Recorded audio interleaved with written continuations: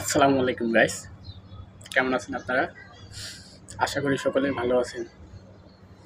আমি এই দুঃখ পরাক্রান্ত মন নিয়ে হাজির হলাম। আপনাদের কাছে একটা কথা শেয়ার করতে চাই। সেটা হলো, আমি বিবাহিত। এটা আমার ফ্যান ফলোয়ার কম বেশি অনেকেই জানে। ইভেন আমি যে বাসায় থাকি ওই বাসার সবাইও জানে। তা সত্ত্বেও এ বাসার একটা মেয়ে আমাকে মোটামুটি আর কি পছন্দ করার মতোই। দেখলে হাসি দেয়, ছাদে দেখলে ছাদে চলে আসে। তো একদিন আমাকে ছাদে দেখে আমাকে বলতেছে, ঠিক এভাবে বলতেছে, ভাইয়া আপনাকে খুব কিউট লাগতেছে। তারপরে হলো কাজ শুরু।